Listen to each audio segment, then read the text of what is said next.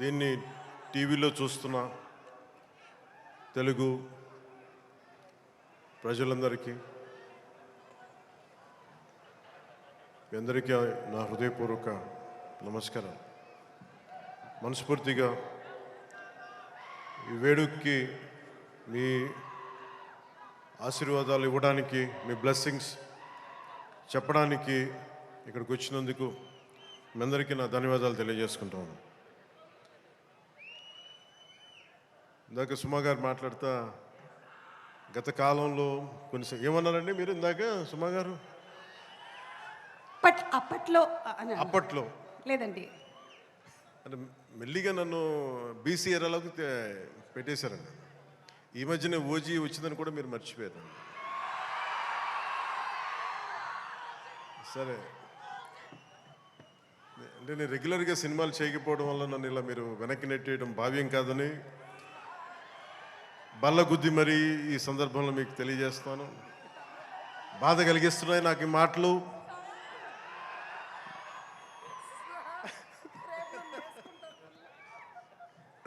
సరదాగా సినిమా నాకు చాలా ఇష్టమైంది. నాకు అన్నం పెట్టిన సినిమా, ఈరోజు ప్రజలకు సేవ చేసే గుర్తింపునిచ్చిన సినిమా. అందుకే నా నిర్మాతలు బాగుండాలని కోరుకుంటాను. సినిమా కోసం ఉత్సాహంతో వచ్చే నా అభిమానులు ఆనందం కలగాలని కోరుకుంటాను. ఎప్పుడు సినిమా ఎలా ఆడాలి, ఎంత బాగా ఆడాలి నాకు తెలియదు. ఎప్పుడు సినిమా రిలీజ్ అయినప్పుడు కలెక్షన్స్ ఎంత ఇప్పుడు అడగలేదు, నాకు తెలియదు ఆ సంగతి. అలాగే నాకు ఏ సినిమా బాగుండాలని కోరుకుంటాను. నేను ఎప్పుడు తెలుగు సినిమా, తమిళ సినిమా ఇలా చూడండి. నేను ఇండియన్ సినిమా అనుకుంటాను. ఎప్పుడు నేను భారతీయ చిత్ర పరిశ్రమ అనుకుంటాను తప్ప ఈ తెలుగు, తమిళ్ లేదంటే హిందీ ఇట్లా అనుకోని ఎప్పుడు. అలాంటి తెలుగు చిత్ర పరిశ్రమ ఈరోజు భారతదేశంలో ప్రపంచవ్యాప్తంగా అది ఆస్కర్ దాకెళ్ళి, ఇది మన తెలుగు చిత్ర పరిశ్రమ తాలూకు గ్రేటెస్ట్ అచీవ్మెంట్ అది. అలాంటి తెలుగు చిత్ర పరిశ్రమలో నాకు చిన్నపాటి భాగస్వామ్యం ఉన్నందుకు చాలా ఆనందంగా ఉంటుంది. ఎప్పుడు నా నిర్మాతలు బాగుండాలని కోరుకుంటాను. నా దర్శకులు, నా రైటర్స్, వాళ్ళు రాసిన కథని నేను ఎంత బాగా చేయాలని అనుక్షణం తపన పెడతాను. కానీ రిజల్ట్స్ ఎప్పుడు మన చేతిలో ఉండవు. ఒకసారి నేను ఎప్పుడు సినిమాలు నాకు పదే చాలా సందర్భాలు చెప్తూ ఉంటాను. నా వరకు ఒకే హీరో, అది మెగాస్టార్ చిరంజీవి గారు. సో ఎవరైనా నన్ను మెచ్చుకుంటా ఉంటే నాకు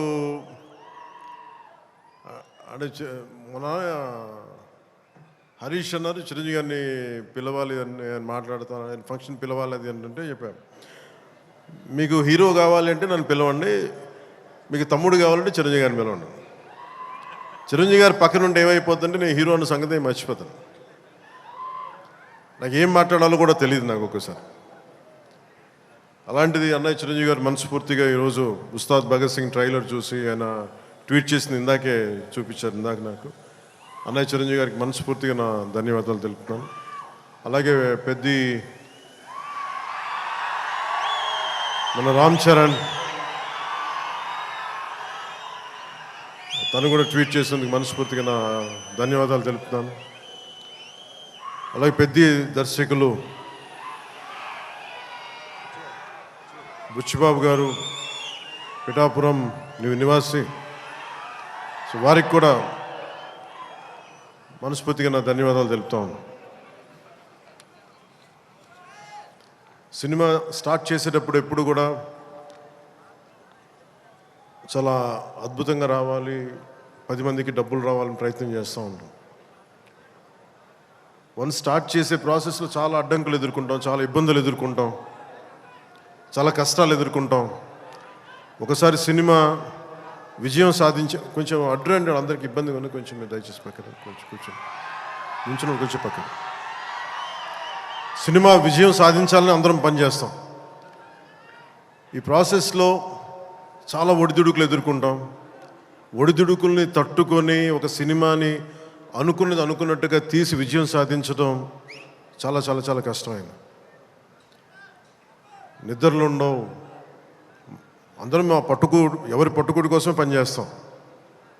ఇది ఎవరిని ఉద్ధరించడానికి సినిమాలు చేయం, కానీ మా పని, మాకు ఇష్టమైన పని, మాకు ఉపాధినిచ్చే, మాకు తిండి పెట్టేది ఇది. సో ఎవరం కూడా సినిమా పోవాలని ఎవరు, ఏ హీరో కాదు, ఏ హీరో కూడా ఎవరు చేయరు.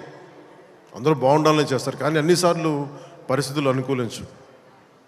నాకు ఈ సినిమా ప్రారంభించినప్పుడు హరీష్ శంకర్ని దర్శకులుగా మన రవి గారు తీసుకొచ్చినప్పుడు గబ్బర్ సింగ్ తర్వాత మేము చేయలేకపోయాం. మేము కూర్చొని సినిమా లేట్ అయింది. ఇందాక తను చెప్పిన రీజన్స్ కూడా నేను ఒకసారి దర్శకుడు నమ్మానంటే నేను నమ్మేస్తాను. సినిమా ఇంకా ఎలా వస్తుందో నాకు తెలియదు, కానీ చాలా బ్లైండ్గా నమ్మేస్తాను. ఏం చేయమంటే చేస్తాను. సో తను అనుకున్న ఒక కథను తీసుకొచ్చారు. దాన్ని పూర్తి స్థాయిలో ముందుకు వెళ్ళలేకపోయాం. చిన్న కథ మారింది, మధ్యలో కోవిడ్ వచ్చింది. వీటన్నిటి మధ్య పాలిటిక్స్కి వెళ్ళాం. పాలిటిక్స్లో ఇప్పుడున్న పదవిని బాధ్యతలు తీసుకోవటం వల్ల వీటన్నిటి మధ్య ఎలా డేట్స్ ఇవ్వాలి అన్నీ కూర్చోబెట్టి నాకున్న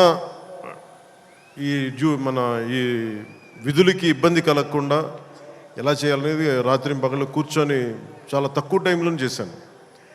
ఈ సినిమా చూసిన తర్వాత నాకు ఒకటేమనిపించిందంటే, 48 రోజులు చేసావా హరీష్? ఒక 40-45 రోజుల్లోనే సినిమా ఫినిష్ చేశాను. మేజర్ సినిమా అంతా.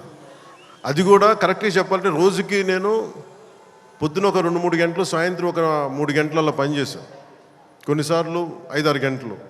అంటే నిజంగా ప్లాన్ చేస్తే నాకు సినిమాలు చేయొచ్చు అనే భరోసా ఇచ్చింది ఉస్తాద్ భగత్ సింగ్. హరీష్ అంత బాగా ప్లాన్ చేశాడు.